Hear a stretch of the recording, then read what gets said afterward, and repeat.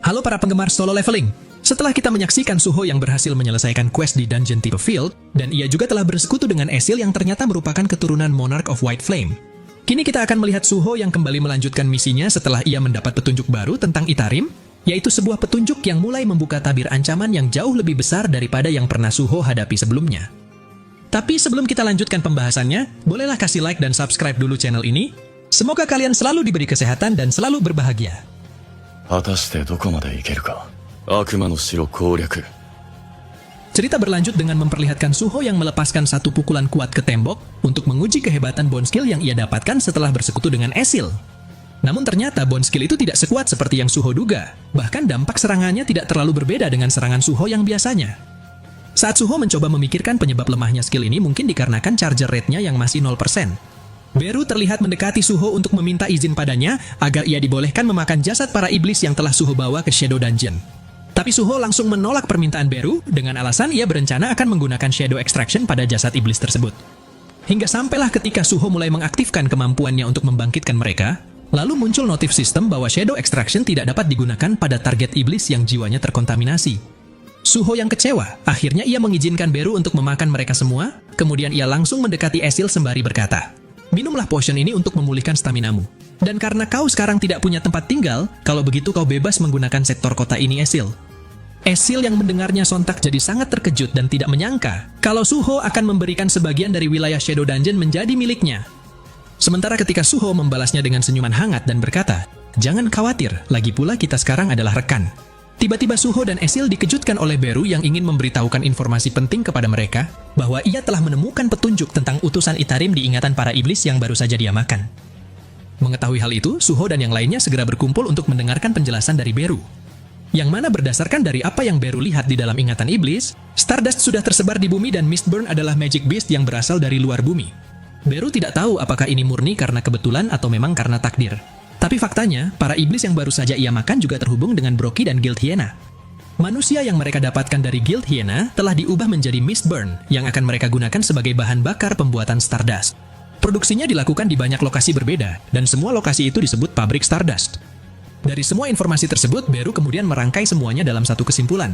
Yang mana setelah Guild Hyena menculik manusia, Guild Reaper kemudian mengambil dan mengantar mereka ke semua pabrik, lalu di pabrik itulah mereka digunakan oleh para iblis untuk membuat Stardust. Jadi sudah jelas, koneksi dari ketiga faksi ini mengarah pada satu titik, dan semuanya berkaitan dengan Itarim.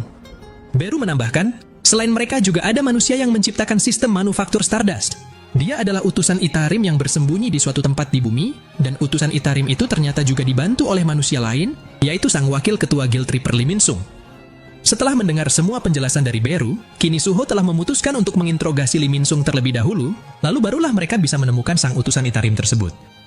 Sementara di saat yang sama di luar gedung Asosiasi Hunter, di sini terlihat ada banyak reporter yang berkerumun menanti kemunculan seseorang, dan orang itu adalah Lee Min-sung sang wakil ketua Grim Reaper. Lee Min-sung yang didampingi oleh para bodyguardnya kemudian berjalan melewati kerumunan reporter yang ingin mengajukan banyak pertanyaan padanya. Apa yang terjadi saat investigasi Asosiasi Hunter? Apa kau tidak tahu soal Guild Hyena yang didukung oleh Guild Reaper telah menculik para warga? Terlebih lagi, melihat ada banyak kasus Hunter terbunuh di dungeon tipe field milik Guild Reaper. Apa pendapat Anda soal itu, Tuan Lee Min-sung? Semua pertanyaan tersebut kemudian langsung dijawab oleh Lee Min-sung sambil menunjukkan ekspresi penuh penyesalan di wajahnya. Hasil investigasi itu telah disimpulkan tanpa pernyataan apapun. Kami Guild Reaper sudah melakukan yang terbaik untuk dunia kacau yang muncul pasca bencana besar 2 tahun lalu. Alasan kami mendukung Guild Hyena adalah agar mereka yang banyak beranggotakan Hunter Rank D bisa segera bertindak demi kepentingan publik. Lalu soal dungeon tipe Field Station Soul, kupikir itu bisa menjadi tempat yang bagus untuk Hunter baru mendapatkan pengalaman. Tapi aku tak menyangka aksi yang kulakukan dengan niat baik akan berakhir seperti ini. Jika saja aku lebih memperhatikan manajemennya, mungkin takkan ada orang yang kehilangan nyawa. Tolong maafkan aku atas masalah yang kusebabkan. Setelah mendengar penjelasan Lee Min-sung, sontak hal itu telah menggiring opini para reporter terhadap Guild Reaper. Dari yang tadinya dituduh bersalah, kini jadi dianggap sebagai pahlawan. Namun tanpa disadari oleh siapapun yang ada di kerumunan itu, diam-diam Lee Min-sung malah memasang senyum licik sembari bergumam di dalam benaknya. Berakting seperti ini sangatlah mudah bagiku yang pernah menjadi aktor terbaik di Asia. Bahkan Asosiasi Hunter sekalipun telah membiarkanku pergi tanpa banyak bertanya, dan sepertinya mereka juga tidak tahu bahwa akulah sumber dari Stardust yang ada di pasar. Tapi tepat ketika Lee Min-sung baru saja memperlihatkan sifat aslinya, di lain sisi ternyata ada seseorang yang sudah memperhatikannya sejak tadi, di mana orang itu adalah Sung Suho, lalu ia berkata, "Jadi dialah Lee Min-sung." Bagaimana Beru? Apa kau merasakan energi Itarim darinya? Kemudian setelah Beru menjawab tidak, lalu Suho kembali memastikan berarti Lee Min-sung tidak dikendalikan oleh Itarim. Saat itu Suho langsung saja mengepalkan tinjunya dan berniat untuk mengurus Lee Min-sung sekarang juga, namun Beru malah segera menghentikan Suho dengan alasan, tidak peduli meski Suho bisa mengalahkan banyak musuh yang kuat, nyatanya energi yang Beru rasakan dari Lee Min-sung itu terasa sangat berbahaya, bahkan Beru sampai berani bertaruh nyawa bahwa Suho masih belum mampu menghadapi Lee Min-sung pada levelnya yang sekarang. Shin kemudian beralih ke sebuah tempat hiburan malam, memperlihatkan Lee Min-sung yang ditemani wanita penghibur saat ia menatap layar ponselnya sembari berkata, ini sih terlalu mudah, hanya dengan sedikit berakting, semua orang langsung terpikat begini. Di layar ponselnya terlihat artikel yang memuja-muja namanya, bahwa Lee Min-sung sang wakil Guild Reaper telah lepas dari semua tuduhan yang dilayangkan Asosiasi Hunter. Semua catatan keuntungan perusahaan dipublikasikan secara transparan, dan pembukaan Dungeon Stasiun Seoul disebut-sebut sebagai langkah mulia demi perkembangan Hunter baru. Bahkan meski ada insiden besar yang mengaitkannya dengan Guild Hyena, artikel itu tetap menggambarkan Lee Min-sung seperti pahlawan yang terus melakukan hal baik.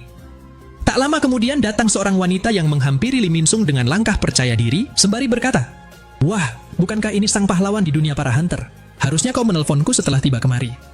Menanggapi sapaan dari wanita tersebut, Lee Min-sung lalu balik bertanya, memangnya aku wajib melaporkan segalanya padamu Nona? Lalu setelah si Nona menjawab, tidak, bukan itu maksudku. Di dalam benaknya si Nona bergumam, sungguh kepribadian yang menjijikan. Mentang-mentang dia orang kaya dan berhasil menjadi aktor terkenal, egonya masih sangat tinggi. Tapi tidak banyak yang tahu, harga dirinya yang tinggi itu seketika runtuh pasca insiden Great Catalysm. Memang benar berita tentang selebriti Lee Min-sung yang terbangkitkan sebagai Hunter Rank A telah menyebar luas saat itu. Namun di saat yang sama, sayangnya semua perhatian langsung berpindah ke Lim Tae-ju yang menjadi salah satu Awakener Rank S, padahal sebelumnya Lim Tae-ju hanyalah supir pribadi Lee Min-sung. Terlebih lagi saat Lim Tae-ju si supir itu mendirikan Guild Reaper, hierarki yang dulunya tidak pernah berubah dalam hidup Lee Min-sung, seketika langsung diputar-balikan dalam sekejap.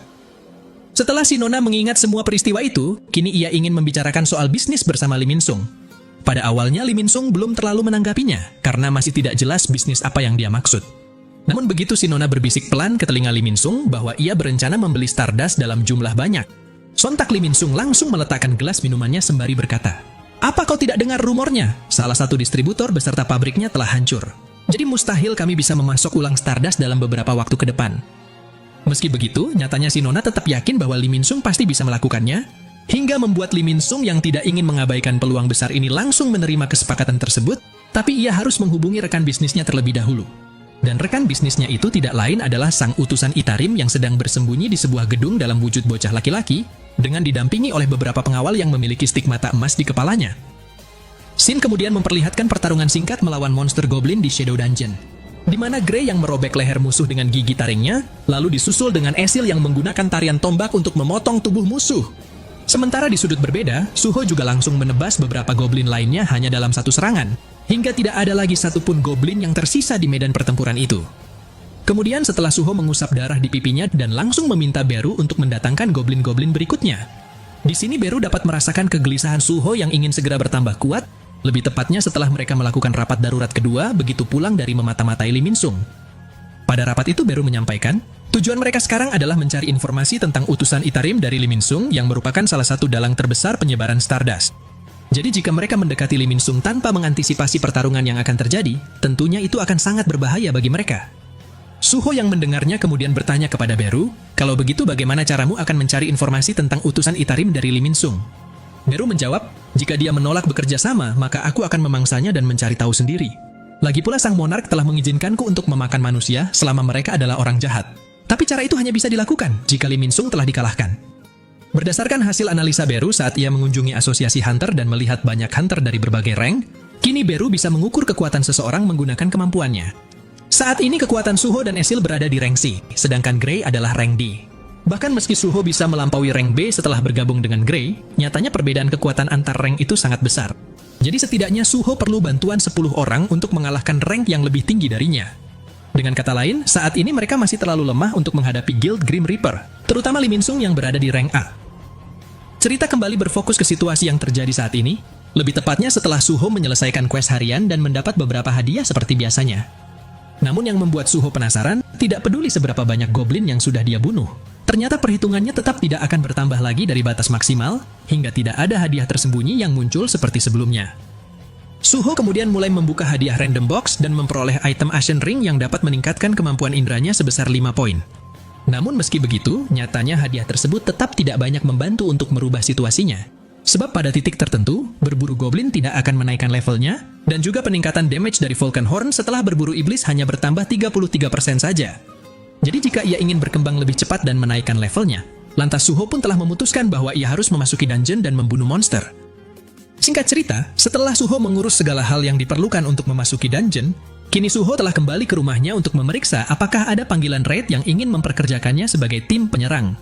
Tapi berhubung status rank Suho yang resmi terdaftar di asosiasi adalah rank E, sayangnya Suho tidak mendapat satupun panggilan dari guild manapun. Beru yang menyadari kegelisahan Suho, lantas ia langsung menyarankan agar Suho mengevaluasi ulang ranknya di asosiasi Hunter. Namun karena Suho ingin menghindari dirinya ketahuan reawakening lagi, dan ia juga tidak mau dirinya akan menjadi kelemahan ayahnya jika keberadaannya diketahui oleh utusan Itarim yang ada di bumi. Tentunya Suho tidak bisa sembarangan mengikuti saran dari Beru. Beru mengatakan, untuk saat ini Anda tidak perlu mengkhawatirkan utusan Itarim Monark muda. Sebab jika utusan Itarim datang ke bumi sebelum diriku dan terkena efek dimensional travel, maka tidak mungkin mereka akan sekuat seperti yang Anda pikirkan. Dalam perjalanan antar dimensi di luar angkasa, akan selalu membutuhkan retakan dimensi yang bisa dilalui. Retakan itu memiliki dinding luar yang sangat sempit dan akan menghambatmu untuk melintasinya jika memiliki banyak mana. Bahkan tidak peduli jika kau memaksa memperlebarnya, dinding itu akan pulih dengan cepat. Jadi karena itulah, pasukan besar Itarim tidak bisa menyerang alam semesta ini dari luar angkasa. Dan hal itu jugalah yang menjadi alasan kenapa Shadow Monarch tidak bisa datang kemari dengan mudah.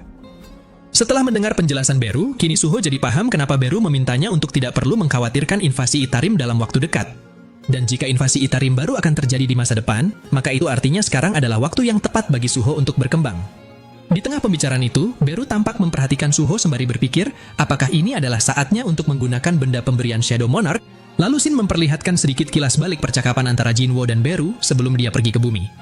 Saat itu Jinwo mengatakan, Beru, karena kita tidak mengetahui situasi di bumi, aku serahkan semua keputusan dan tindakan di bumi padamu. Dan jika kau membutuhkan bantuan, bawalah kunci ini kepada orang itu. Aku percaya dia pasti akan membantu Suho dalam banyak hal. Setelah mengingat momen singkat tersebut, Beru kembali bergumam di dalam benaknya. Kurasa inilah alasan kenapa Monarch memberikan kunci itu padaku. Kalau begitu aku akan menggunakannya sekarang. Namun sesaat sebelum Beru sempat menyampaikannya kepada Suho, tiba-tiba Suho langsung berdiri karena ia baru teringat masih ada cara yang bisa ia lakukan untuk memasuki dungeon tanpa melanggar peraturan asosiasi dan tanpa menarik perhatian. Lalu ia langsung mengeluarkan ponselnya untuk menghubungi seseorang yang dapat diandalkan. Beberapa saat kemudian setelah Suho membuat janji bertemu dengan orang tersebut, Suho langsung pergi ke sebuah gedung megah untuk menemui seorang CEO perusahaan yang bergerak di bidang game virtual. Sepanjang perjalanan Suho memasuki gedung itu, ia bertanya-tanya kenapa ada banyak sekali Awaken di perusahaan ini. Seorang petugas yang seolah memahami kebingungan Suho tersebut kemudian menjelaskan, para Awaken itu adalah karyawan di perusahaan kami, dan mereka termasuk orang-orang yang tidak ingin meresikokan hidupnya ke dalam dungeon. Dengan gaji yang cocok, mereka juga bisa mengambil misi atau bekerja sebagai pengawal. Dan kebetulan, saat ini perusahaan kami sedang mengerjakan project game yang memerlukan bantuan Hunter. Tak lama kemudian setelah Suho tiba di ruangan CEO perusahaan itu, Suho langsung duduk dan mengeluarkan proposal bisnis padanya. Mengingat ini adalah pertama kalinya mereka bertemu semenjak Suho Awakening, dan Suho tiba-tiba meminta bertemu karena ingin menawarkan proposal bisnis. Tentunya tidak ada yang menyangka kalau Suho sudah berkembang sampai sejauh ini. Bahkan Beru yang sedang bersembunyi di balik bajunya sampai-sampai berkata, Monarch muda, kau sungguh luar biasa. Siapa sangka kau bisa berbicara dengan orang itu sendirian tanpa bantuan dari rajaku. Dan ternyata, orang kepercayaan yang dibicarakan oleh Sung Jinwo sebelumnya adalah Yu Jinho sang presiden Jinsoft, yang sekaligus merupakan paman ipar Suho. Suho menjelaskan, tujuannya mengajukan proposal itu adalah untuk meminta bantuan agar dirinya bisa memasuki gate. Jadi kalau Yu Jinho bisa membantunya dengan cara membeli gate dan merekrut anggota tim penyerang yang dibutuhkan untuk memasuki gate, maka Suho akan memberikan semua kristal magic yang didapatkan kepada perusahaan Jinsoft. Namun saat Suho juga mengatakan bahwa dirinya mampu menyelesaikan dungeon rank D sampai rank C dengan mudah. Sontak Yu Jinho langsung menyipitkan matanya sembari bertanya kepada Suho, bagaimana mungkin kau bisa melakukannya, padahal kau hanyalah hunter rank E? Bahkan tidak peduli meski Suho sudah menjelaskan bahwa ia punya cara untuk menyelesaikan dungeon sendirian. Hal itu saja masih tidak cukup untuk meyakinkan Yu Jinho yang juga merupakan seorang awakened rank D yang jelas lebih tinggi dari rank Suho. Yu Jinho mengatakan, aku sendiri bahkan tidak cukup kuat untuk masuk ke dungeon. Mungkinkah alasan yang mendorongmu untuk memasuki dungeon sampai sejauh itu, karena kau menduga ayah dan ibumu telah tersapu ke dalam gate saat insiden Great Catalysm? Kalau benar begitu, aku masih bisa menyewa hunter kuat untuk membantumu, jadi kau hanya perlu menunggu saja. Saat melihat respon pamannya, sejak awal Suho sudah menduga hal seperti ini akan terjadi. Lantas untuk meyakinkan Yu Jinho agar tidak perlu khawatir, lagi pula dia adalah orang yang paling Suho percayai. Akhirnya Suho pun telah memutuskan untuk mengungkapkan kenyataannya kepada Yujinho, lalu ia berkata, "Paman, sebenarnya aku adalah seorang awakened yang bisa naik level. Saat ini ada penyusup dari outer space yang bersembunyi di bumi. Jadi untuk menghentikan invasi pasukan dari outer space, maka aku harus masuk ke dungeon dan menjadi lebih kuat dengan cara membunuh monster dan dengan naik level." Setelah Yujinho mendengar pengakuan dari Suho tentang kemampuan leveling up yang ia miliki, pada awalnya Yujinho memang tampak terkejut dan tidak percaya bagaimana mungkin ada seorang hunter yang bisa terus naik level. Namun begitu Yujinho teringat dengan proyek game virtual solo leveling yang sedang dikembangkan oleh perusahaannya sendiri, seketika Yujinho langsung tertawa kecil dan berpikir, jangan-jangan ini hanyalah prank untuk membuatnya kebingungan. Yujinho mengungkapkan, sebenarnya apa yang Suho katakan sebelumnya sangat mirip dengan cerita dari game single player yang sedang dibuat oleh perusahaan Aginsoft saat ini, di mana ada seorang awakened yang bisa naik level sendiri dari rank terlemah hingga mampu melampaui rank S. Lalu pada akhirnya dia berhasil menjadi awakened terkuat dan melindungi dunia. Mendengar hal itu, Suho hanya terdiam dan bertanya di dalam benaknya, mungkinkah cerita itu diangkat dari kisah ayahnya. Namun berhubung Yujinho masih merasa bahwa semua pengakuan Suho tadi hanyalah prank dan menurutnya Suho telah gagal menipunya. Pada saat itulah, Beru mulai menunjukkan dirinya di hadapan Yujinho untuk meyakinkannya bahwa ini bukanlah lelucon. Hingga kemunculan Beru itu telah membuat tawa Yujinho seketika menghilang dan berubah jadi ketakutan. Berdasarkan dari apa yang Beru pahami, sepertinya cerita game yang disampaikan oleh Yujinho tadi berakar pada ingatan tidak jelas yang dia miliki dari dunia sebelumnya. Singkatnya, karena Yujinho adalah salah satu manusia yang sering mengikuti Sung Jinwo dan menyaksikan banyak pertempurannya, secara tidak langsung, hal itulah yang membuat kenangan tersebut masih tertanam di dalam jiwa Yujinho meskipun dunia telah diriset. Tanpa banyak penjelasan lagi, Beru langsung saja mengeluarkan kunci pemberian Shadow Monarch dan menancapkannya ke dada Yujinho untuk membuka semua memori ingatan masa lalunya yang sudah terlupakan. Lalu dalam sekejap, kesadaran Yujinho seketika berpindah ke ruang hampa, di mana ia yang berdiri sendirian sebelum didatangi oleh sosok kesatria yang begitu familiar, yang tidak lain adalah dirinya sendiri. Dan begitu potongan kenangan yang tak pernah benar-benar hilang itu kini telah muncul kembali, mengingatkannya pada ikatan abadi dengan Sung Jinwo di garis waktu yang telah berubah. Seketika Yujinho pun tidak bisa membendung air matanya lagi setelah mengingat semua momen itu. Dan sekarang ia jadi bisa memahami betapa besar pengorbanan dan ancaman yang pernah Jinwo hadapi demi melindungi dunia ini. Kemudian setelah ia menyadari kekuatan Jinwo yang tidak terbatas, sementara Suho yang merupakan putranya juga memiliki kekuatan tersebut. Alhasil, Yujinho tidak lagi melihat Suho sebagai bocah yang harus dilindungi, melainkan sebagai penerus yang akan memikul beban besar seperti ayahnya. Jadi karena itulah, akhirnya Yujinho pun menerima seluruh proposal Suho dan bertekad akan melakukan yang terbaik untuk membantu Suho. Tak lama kemudian, scene berpindah ke sebuah lokasi gate memperlihatkan Suho bersama para hunter sewaan yang direkrut hanya untuk memenuhi jumlah tim penyerang. Suho menyadari pamannya telah bekerja dengan baik dalam menyiapkan semua ini, meskipun akhirnya hanya Suho sendirian saja yang akan memasuki gate tersebut. Bahkan tidak peduli walaupun para hunter sewaan itu sempat meragukan keputusan Suho yang tidak ingin melibatkan mereka, padahal mereka sudah dibayar mahal dan bersedia membantu dengan cara apapun. Di sini Suho tetap memilih melangkah maju memasuki gate sendirian dengan tekad untuk menjadi lebih kuat. Lalu sembari Suho yang mulai memanggil Gray dan Esil untuk bersiap menghadapi musuh di hadapan mereka, Suho pun kemudian berkata, "Ayahku telah lama melakukan banyak hal sendirian dan tetap bertahan hingga sekarang. Aku dapat merasakan niat tersembunyinya untuk melindungiku lewat sistem pemberiannya. Tapi kali ini, aku tidak ingin membiarkan dia melakukan semuanya sendirian lagi. Jadi ayo mulai naik level." Sementara itu di tempat berbeda, di sini terlihat Lee Min Sung yang tiba di sebuah gedung untuk bertemu seseorang yang sudah lama tidak ia lihat sejak 3 bulan terakhir, yaitu sang utusan Itarim. Lee Min Sung sengaja menutupi wajahnya dengan memakai masker agar tidak ada yang mengenalinya. Namun begitu Lee Min Sung melangkahkan kaki memasuki gedung itu, ternyata kehadirannya masih dapat dikenali oleh seorang petugas kebersihan yang memandangnya dengan penuh kekaguman karena aksi kepahlawanan Lee Min Sung di dunia para hunter baru-baru ini. Dan berhubung Lee Min Sung menyadari bahwa menjaga image itu sangat penting bagi seseorang seperti dirinya, akhirnya Lee Min Sung segera membuka maskernya dan terpaksa menanggapi petugas itu dengan senyum profesional saat ia berkata, "Terima kasih karena telah mengenaliku, Pak. Semoga harimu menyenangkan." Saat melihat tatapan penuh kekaguman dari pria tua yang ada di hadapannya, bagi Lee Min Sung memang seperti itulah orang-orang harus melihatnya.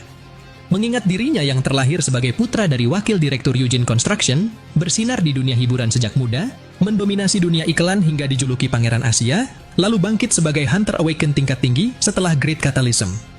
Awalnya Lee Min Sung pikir hidupnya akan selalu berada di puncak tanpa hambatan.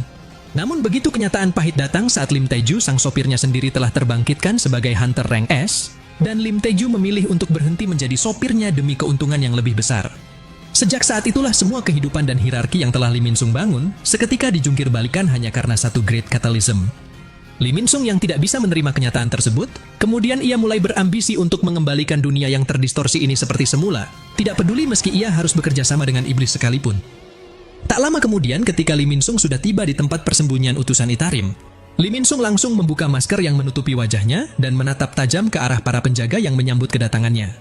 Lalu begitu Lee Min Sung bertemu dengan tuan mereka yang memiliki tatapan mata kosong tanpa emosi, yaitu sang utusan Itarim, aura dingin mencekam seketika langsung memenuhi ruangan itu, membuat Lee Min Sung tersentak dan tidak percaya. Bagaimana mungkin sosok bayi yang ia lihat pada 3 bulan yang lalu, kini telah berkembang menjadi entitas yang jauh lebih matang dan kekuatan magicnya juga meningkat pesat. Utusan Itarim itu kemudian menjelaskan, perkembangan yang terjadi padanya saat ini bukanlah pertumbuhan biasa. Ini adalah proses pemulihan dengan cara merebut kembali kekuatannya yang telah dipecah atau dibagi menjadi beberapa fragmen saat dalam perjalanan lintas dimensi.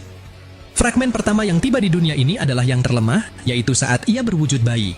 Kemudian fragmen kedua yang akan tiba setelahnya membentuk sosok dirinya yang sekarang, dengan ingatan yang masih utuh, tapi kepribadiannya sudah sedikit berubah. Lee Min Sung yang tidak mau pusing untuk memahami hal serumit itu, lantas ia langsung menagih janji utusan Itarim yang akan memberikannya kekayaan dan ketenaran, serta kematian Hunter Rank S Lim Taiju. Selama janji itu masih diingat oleh utusan Itarim, bagi Lee Min Sung seharusnya itu saja sudah cukup untuk menjaga hubungan kerjasama mereka. Namun berhubung kedatangannya kali ini bukan tanpa alasan. Mengingat stasiun Seoul telah hancur dan muncul laporan tentang seorang hunter bertopeng hitam yang membantai seluruh anggota Guild Hyena, hingga menimbulkan masalah dalam proses produksi Stardust. Maka tujuan Lee Min Sung kemari adalah untuk memastikan apakah ada stok Stardust tambahan di sini. Utusan Itarim yang mendengarnya kemudian mempertanyakan bagaimana hal itu bisa terjadi. Padahal sistem distribusi yang kau gunakan adalah tiruan dari metode kami dan seharusnya tidak bisa ditembus. Namun karena Lee Min Sung menganggap bahwa itu hanyalah masalah kecil, sikap santainya itu justru memicu reaksi dingin dari utusan Itarim yang membuat ketegangan di ruangan itu meningkat. Lalu pada saat itu juga, Lee Min Sung segera mengeluarkan senjatanya untuk menodong leher utusan Itarim sembari berkata, "Aku tidak seperti para boneka budak yang pikirannya bisa kau kendalikan. Aku adalah seorang hunter rank A yang mampu membunuhmu jika aku mau sebelum kekuatan penuhmu pulih." Namun tanpa diduga oleh Lee Min Sung yang menganggap bahwa status rank adalah penanda tingkat kekuatan seseorang, ternyata intimidasi yang ia lakukan barusan tidak sedikit pun membuat utusan Itarim merasa gentar. Bahkan hanya dalam sekejap, utusan Itarim mampu melepaskan tekanan luar biasa yang menyelimuti seluruh gedung, hingga semua orang yang berada di dalam gedung itu seketika langsung terpengaruh oleh kekuatannya dan memancarkan aura membunuh dari segala arah. Menyadari hal itu, Lee Min Sung sangat terkejut dan tidak percaya kalau bocah Itarim ini sudah mampu mencuci otak semua orang di gedung tersebut. Hingga sampailah setelah utusan Itarim juga menegaskan kepada Lee Min Sung bahwa hubungan baik mereka bisa saja berubah tergantung perilaku dan seberapa berguna Lee Min Sung ke depannya. Lalu para pengikut Itarim pun juga sudah bersiap untuk menghabisi Lee Min Sung kapan saja. Alhasil, Lee Min Sung yang menyadari posisinya tidak menguntungkan akhirnya terpaksa memilih mundur dengan alasan bahwa aksi cerobohnya tadi hanya untuk menguji potensi utusan Itarim apakah dia benar-benar mampu mengalahkan seorang S-Rank. Setelah ketegangan mereda dan Lee Min Sung masih dibiarkan hidup karena masih dianggap berguna, salah satu pengikut Itarim kemudian langsung menyerahkan sebuah koper berisi Awakening Stimulan terkondensasi yang kekuatannya mencapai 100 kali lipat dari potensi Stardust. Bocah Itarim ini kemudian menjelaskan, jika benda itu diencerkan, maka Lee Min Sung dapat menghasilkan Stardust dalam jumlah besar. Dan jika digunakan secara langsung, efeknya juga dapat bekerja pada hunter kelas tinggi sekalipun, jadi Lee Min Sung juga bisa mencobanya jika mau. Meski sempat tergoda, Lee Min Sung justru langsung menolak menggunakannya karena ia tidak ingin menyentuh sesuatu yang tidak sepenuhnya ia pahami. Lalu segera setelah Lee Min Sung mendapatkan apa yang ia inginkan, saat itu ia langsung pergi dari sana sembari bergumam. Mungkin aku telah melepaskan monster mengerikan ke dunia ini, tapi itu bukanlah urusanku. Sementara ketika utusan Itarim dapat merasakan aliran energi dari fragmen yang lebih kuat akan segera tiba, dan ia berencana akan memulai invasi sesungguhnya begitu seluruh kekuatannya menyatu. Di tempat berbeda, terlihat Esil dan Grey yang tengah bertarung menghadapi bos dungeon berwujud ular kobra raksasa. Namun berhubung serangan Grey dan Esil sama sekali tidak bisa melukai tubuh kobra tersebut, dengan cepat Suho juga langsung bergerak untuk mencengkram leher kobra menggunakan kedua tangannya, hingga membuat ular raksasa itu memberontak dan berusaha melepaskan diri dari cengkraman Suho. Melihat kejadian itu, Beru dan yang lainnya seketika diliputi kekhawatiran, takut jika Suho takkan bisa selamat. Namun Suho tidak gentar dan malah semakin memperkuat cengkramannya, hingga membuat leher kobra yang sangat keras itu jadi hancur lebur, dan Suho berhasil menumbangkannya dalam satu serangan mutlak. Singkat cerita, setelah Suho menyelesaikan gate demi gate sendirian hanya dalam waktu singkat, kini jejaknya mulai terasa aneh bagi para awakened sewaan yang bertugas menunggu di luar. Memikirkan uang 5 juta won yang diterima hanya dengan menunggu saja, menurut mereka itu terasa terlalu mudah dan juga terlalu bersih. Terlebih lagi karena tidak ada luka dan tidak ada resiko, tapi hanya ada satu syarat, yaitu tidak boleh membocorkan apapun yang mereka dengar atau lihat. Sebagian dari mereka mulai mempertanyakan, mengapa seorang hunter bisa menyelesaikan gate sendirian dan tetap membayar orang lain seolah hanya sebagai formalitas belaka. Bahkan meski logika keuntungan perlahan membungkam rasa curiga tersebut, di mana selama tidak ada yang dirugikan dan selama uang tetap mengalir, ada juga yang tetap memilih diam. Tetap saja masih ada satu hal yang tak bisa diabaikan. Pada awalnya Suho memang hanya memasuki gate tingkat rendah, tetapi sekarang ia mulai masuk ke gate tingkat menengah sendirian, tanpa howler dan tanpa tim penambang. Pertanyaan itu kini tengah menggantung di benak mereka. Bagaimana cara Suho bisa mendapatkan keuntungan dari gate, dan apa yang sebenarnya Suho lakukan di dalam sana sendirian? Shin kemudian kembali memperlihatkan situasi yang terjadi di dalam dungeon, di mana Beru yang terlihat memandori para goblin penambang dengan sangat disiplin, hingga ayunan demi ayunan alat tambang terus bergerak semakin cepat, seolah tidak ada waktu bagi mereka untuk melambat. Sementara ketika Esil dan Grey juga ikut bekerja mengumpulkan bangkai monster dan menyusun hasil perburuan mereka dengan efisien. Di lain sisi terlihat Suho yang terus melanjutkan pertempurannya melawan bos dungeon rank C seorang diri. Di hadapannya berdiri bos monster laba-laba raksasa yang mampu melancarkan serangan beruntun, cepat dan mematikan menggunakan kaki-kakinya. Namun Suho masih bisa menghindari setiap serangan itu dengan penuh ketenangan. Lalu Suho segera melesat melancarkan serangan balik menggunakan dagger Kasakasfang yang dapat memberikan efek kelumpuhan di setiap tebasannya. Tapi karena perlawanan target terhadap racun terlalu tinggi, hingga efek racun dari senjata itu tidak memberikan hasil seperti yang diharapkan. Saat itulah Suho menyadari sepertinya tidak semua musuh bisa ditaklukkan dengan racun dan bilah tajam. Jadi Suho langsung saja melemparkan dagger itu tepat ke kepala lawannya, yang kemudian Suho lanjutkan dengan melompat ke atas sembari mempersiapkan tinjunya untuk menghantam wajah monster itu dengan tangan kosong saja. Selanjutnya begitu Suho merasa ia sudah cukup kuat untuk menghadapi bos rank C sendirian. Kini Suho juga mulai mengandalkan skill Ruler's Authority untuk melancarkan serangan bertubi-tubi menggunakan tebasan daggernya. Pada titik ini Suho bukan hanya sudah naik level, tapi gaya bertarungnya juga telah berkembang menjadi lebih baik dibandingkan sebelumnya. Hingga sampailah ketika Suho sudah memegang kendali medan pertempuran, dan setiap gerakan lawannya terus ditekan oleh kekuatan tak kasat mata. Di tengah pertarungan itu Suho tiba-tiba menyadari sesuatu. Selama ini, ia menggunakan Ruler's Authority hanya untuk mengendalikan benda-benda di sekitarnya. Lalu bagaimana jadinya jika kekuatan itu difokuskan langsung ke serangan fisik menggunakan tinju tak terlihat? Setelah memikirkan ide gila tersebut, Suho mulai memusatkan Ruler's Authority ke tangannya sendiri, hingga kilatan cahaya putih dengan energi yang sudah dipadatkan tampak berdenyut liar pada satu titik. Dan pada saat itu juga, Suho langsung melepaskan jurus barunya untuk menghantam kepala monster itu dari jarak jauh, membuat tubuh raksasanya seketika tumbang tanpa sisa kekuatan. Bersamaan dengan itu, notif sistem juga muncul mengkonfirmasi kepada Suho bahwa bos dungeon Giant Arachne telah dikalahkan. Levelnya meningkat, dan skill Ruler's Authority juga ikut berevolusi naik ke level 2, menjadi kemampuan aktif yang tidak memerlukan mana. Sampai di sini sudah jelas bahwa Suho bukan lagi sekedar hunter rank E yang terlemah. Namun kini ia telah melangkah ke tahap di mana bos dungeon tingkat menengah sekalipun bisa ditaklukkannya sendirian. Terlebih lagi jika ia bisa memaksimalkan penggunaan skill Ruler's Authority yang sudah berkembang, Suho yakin gaya bertarungnya akan bisa menjadi tak terbatas. Tak lama kemudian ketika Suho sudah kembali dari ruang bos dan berkumpul dengan para rekannya, semuanya tampak kagum melihat perkembangan Suho yang telah meningkat pesat, dan sekarang tibalah waktunya bagi Suho untuk memanen hasil kemenangannya. Tanpa membuang waktu, Suho langsung membuka store window dan mulai menjual material yang mereka dapatkan. Sementara saat proses penjualan sedang berlangsung, saat itu Beru memberi penilaian yang cukup mengejutkan. Menurutnya Suho sekarang sudah hampir terasa seperti hunter rank B. Namun ternyata bukan hanya rank Suho saja yang berubah, bahkan kemampuan kedua rekannya juga ikut meningkat seiring bertambahnya kekuatan Suho. Esil sendiri juga dapat merasakan kekuatan lamanya perlahan pulih dari setiap pertarungan yang ia ikuti, meski ia belum sepenuhnya memahami mekanismenya. Ia bahkan bertanya-tanya, bagaimana cara memulihkan kekuatan tanpa harus mengonsumsi darah seperti sebelumnya. Lalu yang lebih anehnya lagi, kini sistem juga mulai menampilkan status level Esil dan Grey, di mana Esil yang berada di level 19, sedangkan Grey berada di level 17. Melihat pembaruan sistem tersebut, tentunya cukup membuat Suho kebingungan bagaimana ini bisa terjadi. Padahal Esil dan Grey bukan player seperti Suho, tapi kenapa mereka sekarang juga punya level? Fakta bahwa mereka memiliki level tanpa bisa mengalokasikan status poin telah membuka teka-teki baru. Jadi untuk memecahkan misteri apakah Esil dan Grey juga bisa bertambah kuat seiring naik level, lantas Suho pun mengusulkan untuk membuktikan hal tersebut dengan melakukan raid tambahan. Tapi berhubung saat ini mereka sudah sangat kelelahan setelah melakukan 2 raid berturut-turut.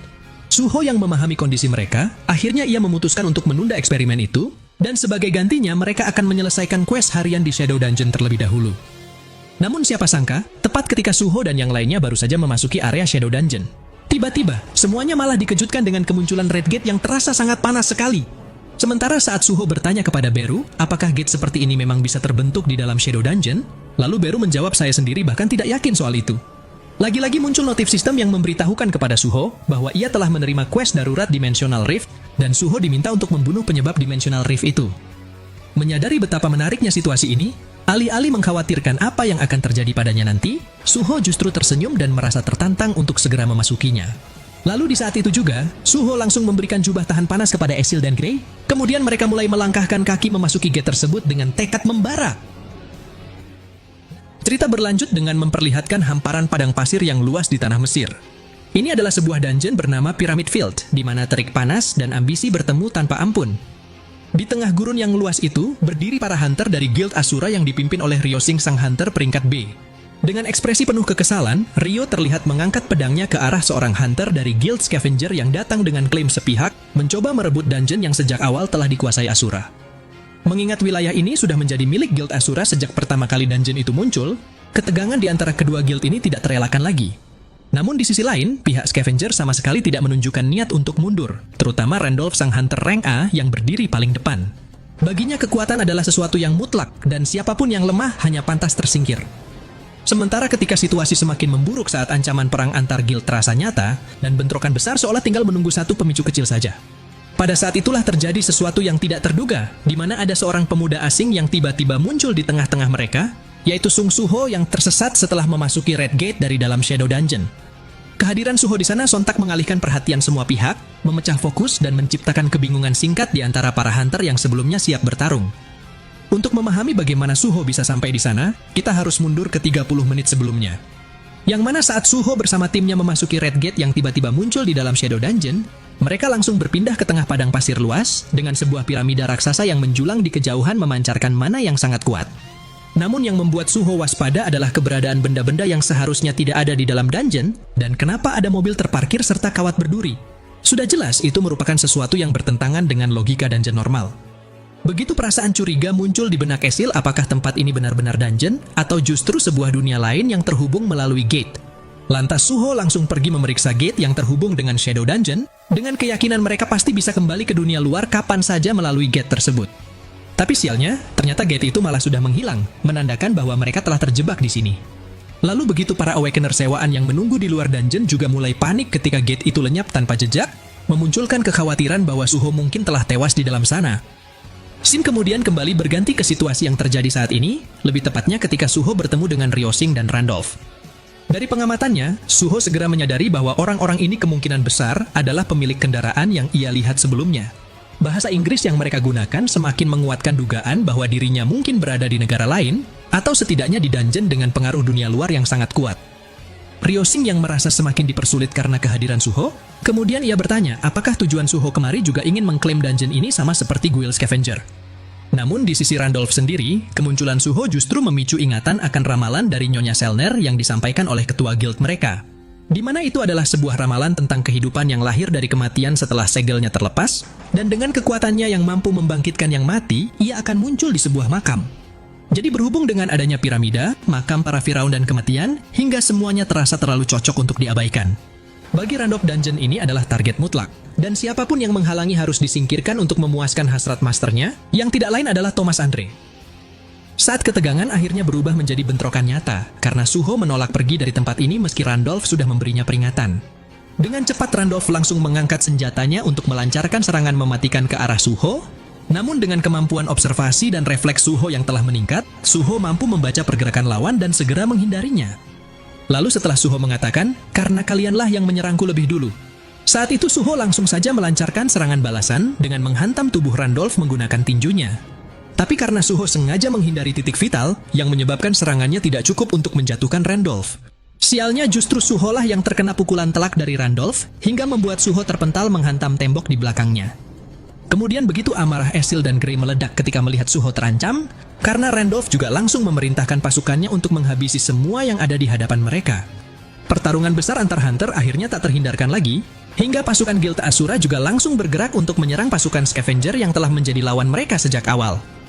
Di tengah kekacauan itu, Suho menyadari sepertinya tidak ada jalan lain selain harus memenangkan pertempuran ini untuk menyelesaikan quest darurat yang diterimanya. Jadi setelah Suho menentukan para hunter Scavenger adalah target yang pantas dia lawan, Dengan cepat Suho langsung melesat menapaki dinding dan melompat untuk menyerang Hunter berarmor dengan tendangan yang didaratkan ke wajahnya. Namun ternyata, lagi-lagi serangan Suho masih bisa ditahan dengan mudah. Bahkan meski dengan pukulan bertubi-tubi sekalipun, Suho masih sulit menembus pertahanan lawan. Di dalam benaknya, Suho mulai mempertimbangkan untuk menggunakan skill Ruler's Authority level 2 yang belum sepenuhnya ia kuasai. Tapi sebelum Suho sempat menggunakannya, tiba-tiba ayunan pedang milik Hunter Ryosing sudah melayang lebih dulu menebas lawan yang tengah menyerang Suho, hingga mengakhiri hidup Hunter itu dalam satu serangan mematikan. Bantuan tak terduga ini seketika langsung mengubah dinamika pertempuran, sekaligus menandakan bahwa konflik di Pyramid Field baru saja memasuki babak yang jauh lebih brutal dan menentukan.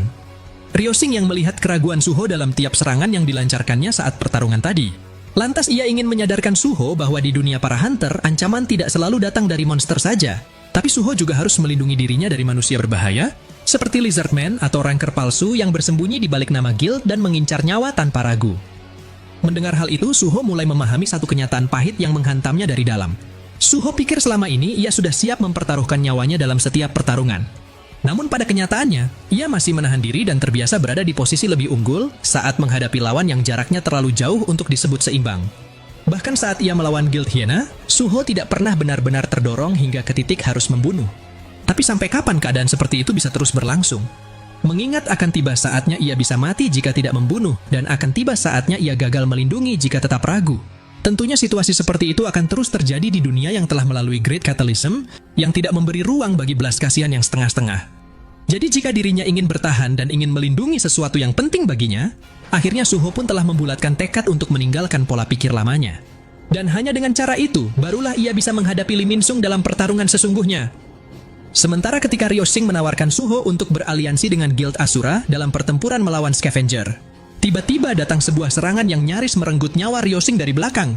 Namun beruntung, Suho sudah bergerak lebih cepat untuk mengakhiri ancaman itu dengan menghantam wajah lawannya, hingga membuat tubuh musuhnya terlempar tanpa sisa perlawanan. Dengan tidak ada penyesalan dan tidak ada keraguan, untuk pertama kalinya Suho melangkah melewati batasan yang selama ini ia hindari. Lalu begitu kerjasama antara Suho dan Ryosing terjalin, bukan karena dasar kepercayaan, melainkan karena musuh mereka yang terlalu kuat untuk dihadapi sendirian. Di sisi Randolph yang terkejut melihat rekannya ditumbangkan hanya dengan satu serangan saja, sontak ia langsung menyeringai dan merasa sepertinya pertarungan ini akan jadi lebih menarik. Di sini kita pun dapat melihat bentrokan antara Guild Asura dan Guild Scavenger yang terus berlangsung semakin brutal, di mana serangan demi serangan saling beradu tanpa ada yang mengalah.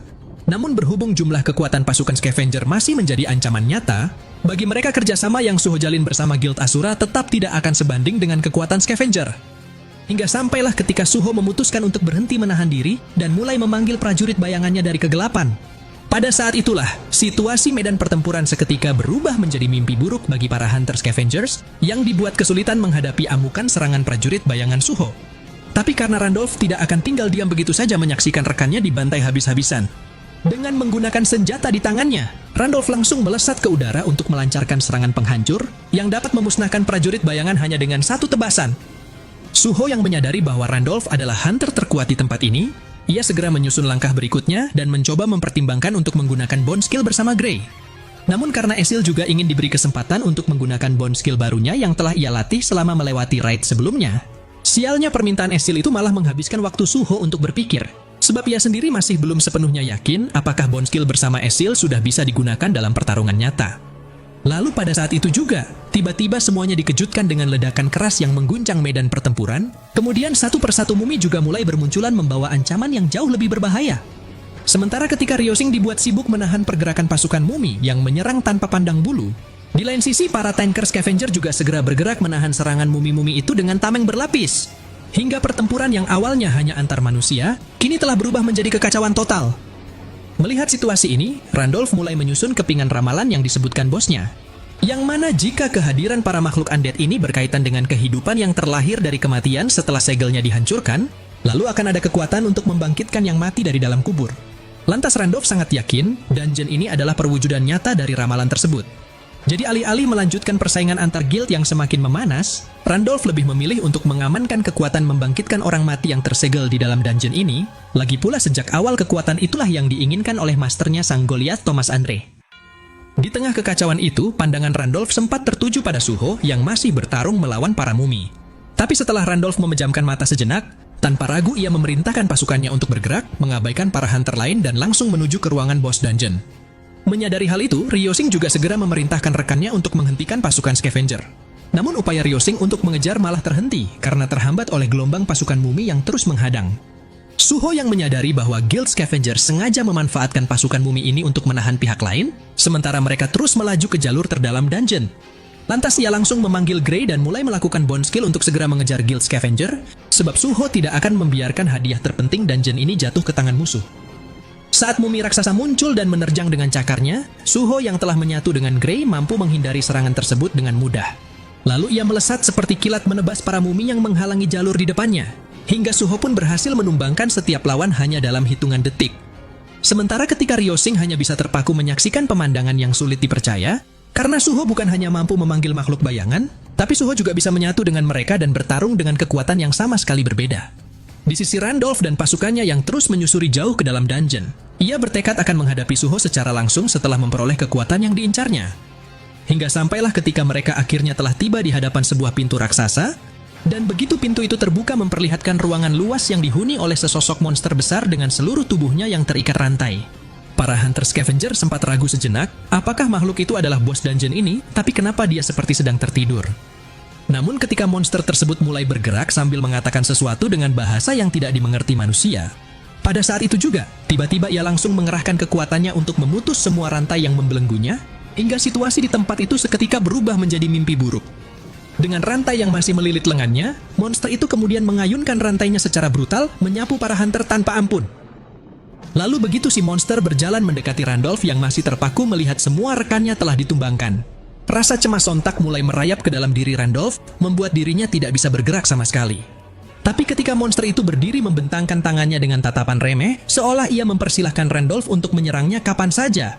Randolph yang memahami kalau dirinya telah diremehkan, tentunya ia jadi dibuat sangat kesal dan langsung mengaktifkan kekuatan penuhnya dengan skill Giant Armor untuk menyerang monster itu menggunakan ayunan palu raksasanya. Namun berhubung serangan penuh itu sama sekali tidak melukai monster tersebut, pada momen itu Randolph menyadari kesalahannya yang terlalu terburu-buru masuk ke sini, karena akan lebih baik jika ia seharusnya menunggu Master Guild-nya terlebih dahulu. Tapi sayangnya penyesalan itu sudah sangat terlambat. Sebab begitu si monster sekali lagi mengepalkan tinjunya dan langsung menghantam Randolph dengan kekuatan mutlak. Tubuh Randolph yang tidak sanggup menahan serangan itu seketika jadi hancur, hingga membuatnya mati mengenaskan. Setelah situasinya kembali sunyi, monster itu terlihat duduk sejenak sambil memegangi kepalanya seolah ia merasa bosan. Sebab makhluk pertama yang menemukannya di sini malah hancur terlalu cepat, bahkan sebelum ia sempat bersenang-senang. Tapi berhubung ia dapat merasakan masih ada kehidupan lain di dungeon ini. Pada saat itu juga, monster itu kembali bangkit dan berjalan keluar dari ruangan bos untuk melanjutkan perburuannya, atau lebih tepatnya bisa disebut pembantaian. Shin kemudian memperlihatkan Suho yang masih bertarung melawan pasukan mumi yang tidak ada habisnya, meski ia terus membunuh mereka. Lalu ketika Suho berniat untuk mengekstrak mayat para mumi itu menjadi prajurit bayangan, namun ia malah mendapati kegagalan karena jasad mumi itu sudah terlalu tua. Tiba-tiba Suho dan yang lainnya dikejutkan dengan guncangan hebat di tempat mereka berdiri, yang kemudian disusul oleh kemunculan dua monster kelabang raksasa yang membuat mereka semakin terancam. Bahkan tidak peduli meski Esil dan Ryo segera bergerak untuk menyerang kelabang itu dengan senjata mereka masing-masing.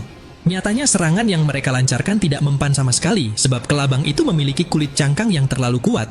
Ditambah lagi ketika Ryosing tiba-tiba dapat merasakan aura aneh dari monster yang perlahan datang ke arah mereka saat ini, lalu Ryo menyarankan sebaiknya mereka segera mundur dari pertempuran.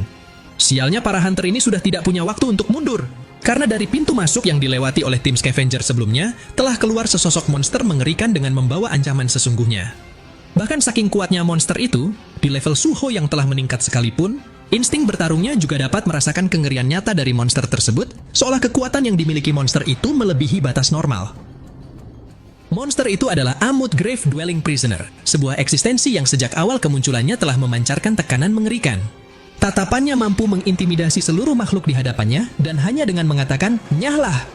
Para mumi yang sebelumnya mengamuk langsung diliputi ketakutan luar biasa, seolah naluri terdalam mereka telah dipaksa patuh untuk mundur dari medan pertempuran. Esil yang memahami perkataan Amut dalam bahasa monster, sontak ia jadi dibuat terkejut dan juga bertanya-tanya, kenapa para mumi itu langsung mundur begitu saja setelah mendengar perintah Amut. Namun sebelum Esil sempat memahami situasinya, tiba-tiba Amut sudah berdiri tepat di hadapan Esil, hingga membuat Suho yang melihatnya langsung diliputi firasat buruk. Dan ternyata, fakta bahwa Esil mampu memahami bahasa monster karena ia berasal dari ras iblis. Secara tidak langsung, hal itu telah membuat Amut menunjukkan ketertarikan pada Esil, yang bisa menjadi hiburan langka di tengah kesunyian panjangnya. Sebab selama Amut berada di tempat ini, yang ia temui hanyalah makhluk undead dan serangga-serangga bodoh yang tak layak diajak bicara. Bahkan ketika ada monster kelabang raksasa yang tiba-tiba muncul untuk menyerang Esil dari belakang. Alih-alih membiarkannya, Amut justru memilih melindungi Esil dengan menghancurkan tubuh monster itu dalam satu ayunan tangan, hingga membuat Esil yang melihatnya langsung terperangah tidak percaya. Kemudian setelah Amut mengatakan kepada Esil, mungkin aku harus menghabisi semua serangga ini terlebih dahulu sebelum kita lanjut bicara. Dengan cepat Amut segera melesat menghancurkan monster-monster kelabang lain yang terus bermunculan, seolah perburuan semacam ini hanyalah rutinitas membosankan baginya. Bahkan meskipun ada monster kelabang yang berhasil menelan Amut ke dalam mulutnya, dengan mudah Amut dapat merobek mulut monster itu hingga hancur lebur. Seakan kebenciannya terhadap serangga benar-benar terasa mutlak dan tanpa kompromi. Para hunter yang menyaksikan kejadian brutal itu hanya bisa terdiam, begitupun dengan Suho yang sulit mempercayai betapa mudahnya satu monster membunuh semua monster lainnya hanya dalam sekejap. Sementara ketika Ryosing bertanya-tanya kenapa ada monster seperti itu di sini, padahal berdasarkan survei para hunter seharusnya di dungeon tipe field ini hanya terdapat monster dengan grade menengah. Amut yang kesal karena masih ada makhluk yang tidak mengerti ucapannya, sontak ia langsung bergerak menyerang Ryosing sembari mengatakan, "Kau matilah juga!" Namun sesaat sebelum serangan Amut mencapai Ryosing yang mencoba bertahan dengan kedua pedangnya, untungnya Suho masih sempat melindungi Ryosing dengan menghantam wajah Amut. Lalu Suho berkata, "Membunuh hanya karena mereka tidak memahamimu. Pandangan seperti apa yang kau punya?" Begitu mendengar Suho yang merupakan manusia, ternyata juga bisa berbicara bahasa monster. Tanpa ragu Amut langsung melancarkan serangan balasan kepada Suho dengan kekuatan brutal, hingga membuat Suho terhempas memuntahkan darah di mulutnya. Sementara ketika Amut mengatakan bahwa ia tidak pernah memikirkan soal pandangan yang ditanyakan oleh Suho, lalu Esil yang panik sontak langsung meneriaki Amut, "Beraninya kau menyerang monark muda!" Saat itulah Amut baru menyadari bahwa Esil dan Suho adalah rekan, kemudian ia kembali berkata, "Aku tidak akan menyebut ini sebagai permintaan maaf, tapi aku tidak akan membunuhmu. Sebagai sesosok iblis, aku tebak kau tahu cukup banyak untuk menjawab pertanyaanku. Apakah peperangan antara Shadow Monarch dan para monark lain telah berakhir? Jika sudah, lalu siapa yang menang?" Namun karena Esil hanya diam membisu tanpa ingin memberitahu apapun kepada Amut. Sialnya hal itu malah membuat amarah Amut kembali memuncak, kemudian ia langsung menggantung kakinya di udara untuk bersiap menghabisi Esil. Beru yang menyadari betapa gentingnya situasi ini, tanpa henti, ia terus berusaha membangunkan Suho yang tampak tidak berdaya, terlebih lagi setelah efek bond skill-nya bersama Grey telah diakhiri secara paksa. Untungnya karena Suho masih menyimpan hadiah Daily Quest status recovery dan langsung mengaktifkannya, tubuh Suho yang bersimbah darah seketika pulih kembali, lalu ia segera menarik perhatian Amut dengan berkata, "Perang besar antara para monark, aku pernah mendengarnya. Mereka bilang semua monark telah terbunuh di tangan Shadow Monarch." Amut yang mendengarnya sontak sangat terkejut dan langsung menanyakan kebenarannya kepada Suho. Lalu setelah Suho menjawab itu benar, di dalam benaknya Suho pun kemudian bergumam. Dari reaksi dan pertanyaannya tentang perang antara monark, mungkin dia adalah salah satu bawahan dari monark lain. Kekuatan monster itu setidaknya setara dengan S-Rank, bahkan hanya dengan memprovokasinya saja sudah bisa membawa kehancuran total. Fakta bahwa seluruh monark telah tumbang di tangan Shadow Monarch, hal itu membuat Amut tertarik untuk memastikan kebenarannya dengan bertanya kepada Suho. Apakah itu berarti bahkan Tarnak sang Monarch of Iron Body juga kalah melawan Shadow Monarch? Namun berhubung ketertarikan itu juga bercampur kecurigaan, sementara Suho justru tidak langsung menjawab pertanyaan Amut begitu saja, sebab ia khawatir sikap Amut akan berubah jika mengetahui kalau dirinya adalah sang putra Shadow Monarch. Tiba-tiba Amut langsung mengangkat kakinya untuk menyerang Suho tanpa peringatan, tapi beruntung Suho masih sempat menghindarinya berkat refleks yang diasah dari pertarungan demi pertarungan. Hingga sampailah ketika Amut bertanya sekali lagi, apakah Monarch of Iron Body sudah mati dibunuh Shadow Monarch? Kemudian Suho akhirnya memberanikan diri untuk menyampaikan kebenaran tentang kematian tersebut. Sontak Suho malah dikejutkan dengan reaksi Amut yang di luar dugaan, sebab alih-alih menunjukkan kemarahannya kepada Suho, Amut justru tertawa lega dan merasa ingin berterima kasih kepada Shadow Monarch yang telah melenyapkan Tarnak sang Monarch of Iron Body selama-lamanya.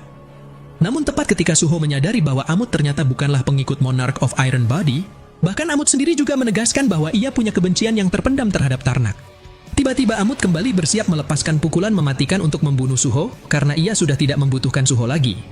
Tapi tepat ketika Suho juga langsung mempersiapkan diri menerima pukulan itu dengan sisa kekuatannya. Untungnya pergerakan Amut tiba-tiba tertahan oleh rantai-rantai yang kembali menyegelnya, hingga membuat tubuh raksasa itu harus terseret ke dalam penjara tempat ia seharusnya berada. Tak lama setelah teriakan kebencian Amut terhadap Tarnak menggema, lalu menghilang bersama dirinya meninggalkan keheningan yang menyesakan. Suho tampak diam terpaku memikirkan dari mana rantai-rantai itu muncul, namun meski begitu, ia bersyukur masih terselamatkan berkat kemunculan rantai tersebut. Di sini terlihat Esil yang segera menghampiri Suho untuk menanyakan kondisinya. Lalu tepat setelah Suho menjawab bahwa dirinya baik-baik saja, Tapi mereka masih harus merawat Grey dan membantu Guild Ashura menyelesaikan pertempuran di dungeon ini. Lagi-lagi Suho kembali dikejutkan dengan kemunculan notifikasi sistem di hadapannya.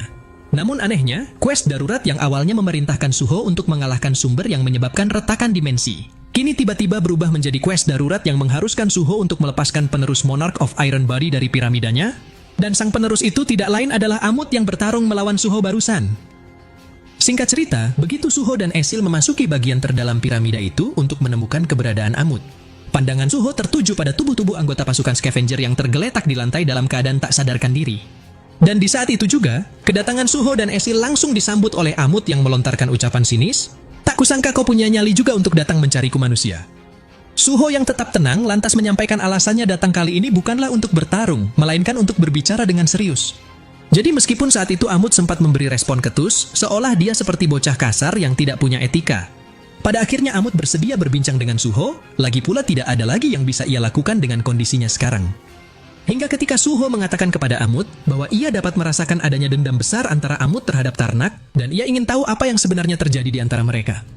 Tanpa pikir panjang, Amut langsung memberitahu kepada Suho bahwa dirinya adalah makhluk yang diciptakan oleh Tarnak sang Monarch of Iron Body bersama seorang spellcaster, hanya untuk dibuang dan dirantai ke makam ini.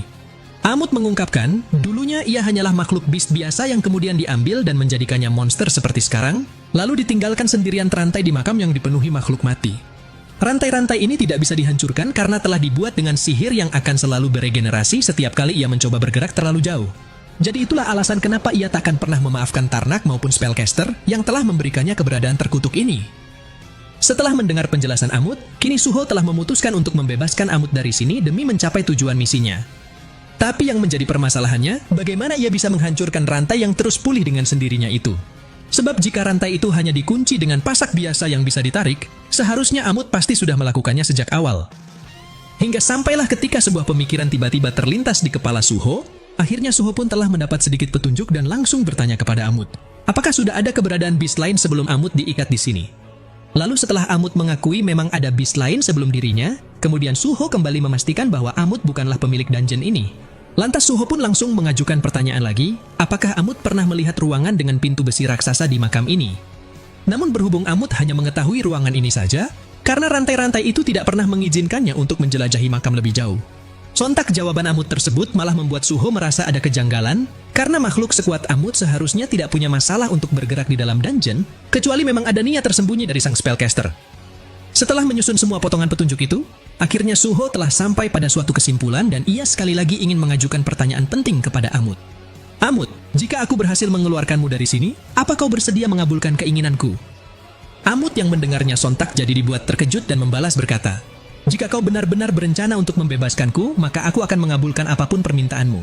Apa maksudmu kau bahkan akan membunuh sang spellcaster dimanapun mereka berada? Atau apa kau tahu cara untuk menghancurkan sihir rantai ini? Tapi jika kau hanya ingin mempermainkanku, maka kau tahu apa yang akan terjadi kan?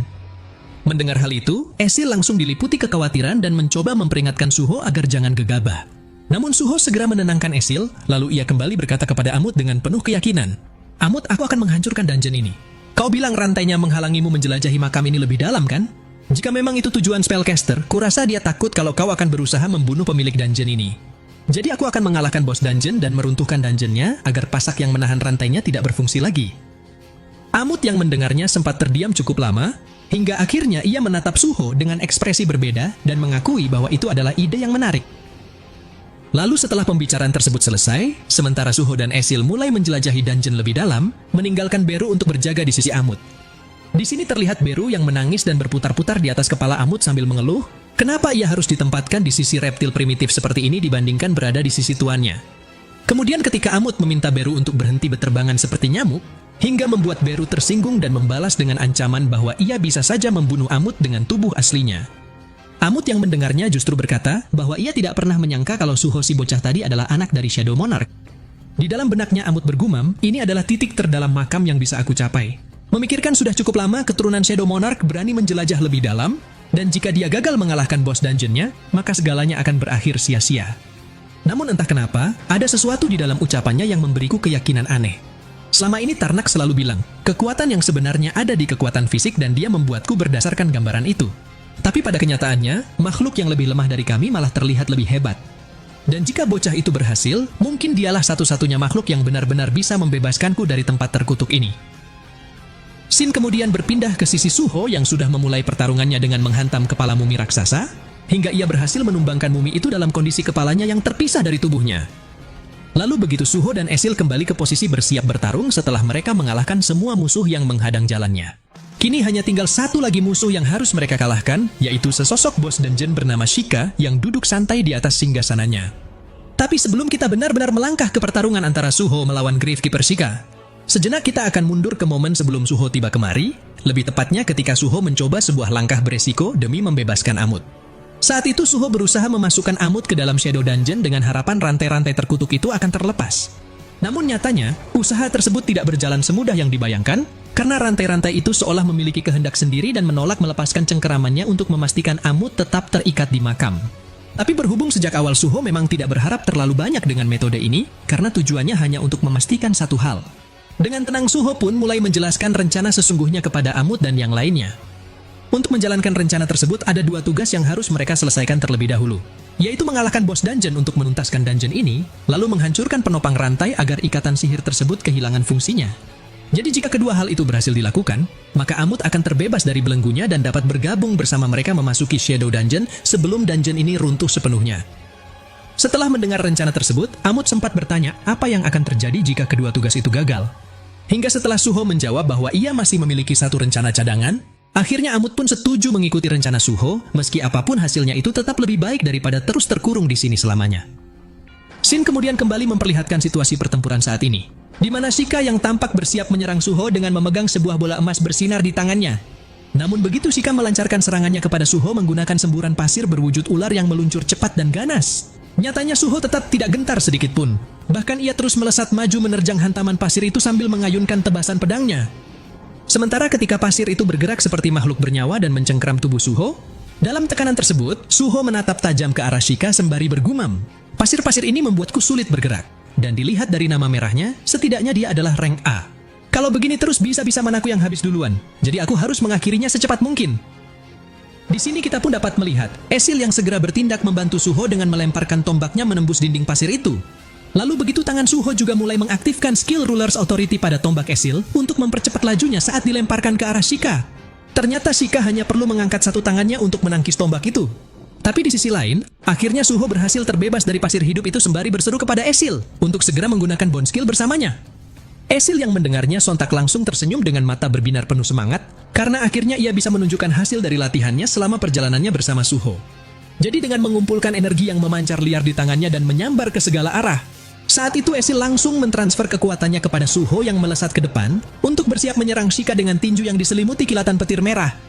Kemudian begitu Shika juga bersiap untuk melancarkan serangannya kepada Suho, yang telah mengerahkan seluruh kekuatannya pada satu serangan penentu ini. Pada saat itulah Suho langsung mendaratkan pukulannya lebih dulu ke tubuh Shika, hingga menimbulkan ledakan gelombang kejut yang dahsyat dan mampu menghancurkan tubuh Shika berkeping-keping. Bahkan saking dahsyatnya gelombang kejut dari serangan Suho barusan, dampak guncangannya juga terasa sampai ke seluruh dungeon tempat Amut dan Beru berjaga. Tanpa perlu penjelasan, Amut dan Beru langsung menyadari bahwa runtuhnya dungeon ini adalah pertanda kalau bos dungeonnya berhasil dikalahkan. Dan bersamaan dengan itu, pasak-pasak rantai yang menancap di dinding juga mulai bergetar hebat sebelum akhirnya goyah dan jatuh ke lantai. Namun ketika Beru mengajak Amut untuk segera pergi ke tempat Suho, di sini Amut malah diam membeku seolah ia tak percaya kalau dirinya bisa terbebas dari rantai terkutuk itu. Sampai saat ini Amut masih tidak tahu kenapa Tarnak dan Spellcaster mau melakukan eksperimen pada makhluk biasa seperti dirinya. Yang tersisa hanyalah ingatan rasa sakit dari eksperimen mereka yang bermain-main dalam kehancuran dan regenerasi, di mana Tarnak yang menghancurkan tubuhnya, kemudian disembuhkan oleh Spellcaster untuk dihancurkan lagi. Bahkan meskipun eksperimen itu telah membuat tubuh Amut menjadi lebih kuat, nyatanya rasa sakit yang ia rasakan perlahan menggerogoti kewarasannya, hingga memaksa Amut mencongkel matanya sendiri karena tak sanggup menahan penderitaan. Tapi di balik semua keputusasaan itu, Amut masih memiliki satu hasrat yang terus membuatnya bertahan, yaitu ia ingin melihat alam liar yang penuh kebebasan, dan mungkin inilah saatnya ia bisa memenuhi hasrat tersebut. Namun siapa sangka, tepat ketika Amut baru saja melangkahkan kakinya menuju kebebasan yang ia cari, tiba-tiba pasak yang sudah terlepas tadi malah melesat dari belakang, menghantam tubuh Amut dengan kekuatan mematikan. Amut yang kesal sontak ia langsung meraung meluapkan seluruh amarahnya kepada Tarnak, yang seolah lebih memilih untuk membunuhnya daripada membiarkannya pergi. Untungnya sesaat sebelum pasak-pasak itu menghancurkan tubuh Amut, dengan kecepatan luar biasa Suho telah muncul dan langsung menendang satu persatu pasak tersebut. Bahkan tidak peduli meskipun Suho harus menahan sakit luar biasa karena pasaknya terlalu keras. Suho tetap bangkit untuk membebaskan Amut dengan sekuat tenaganya. Lalu ia segera membuka gerbang Shadow Dungeon untuk membelokkan setiap pasak yang mustahil dihancurkan itu dan memaksanya masuk ke dalam Shadow Dungeon. Amut yang melihat Suho bertarung habis-habisan demi melindungi dirinya, sontak ia mulai merasakan sesuatu yang belum pernah ia rasakan sebelumnya, yaitu sebuah kepercayaan. Jadi saat tubuh Suho sudah mencapai batas dan tulang belulangnya terasa akan hancur, pada saat itulah Amut juga ikut melangkah maju menahan sisa pasak lain dengan tubuhnya yang kokoh. Dan untuk pertama kalinya, Amut memutuskan untuk bertarung demi seseorang yang berdiri di sisinya, hingga mereka pun berhasil mengatasi ancaman tiada henti dari pasak tersebut. Tak lama kemudian setelah ketegangan mereda, dan semuanya berhasil memasuki Shadow Dungeon dengan selamat. Di sini terlihat Suho yang terlelap dalam istirahatnya setelah melalui pertempuran panjang.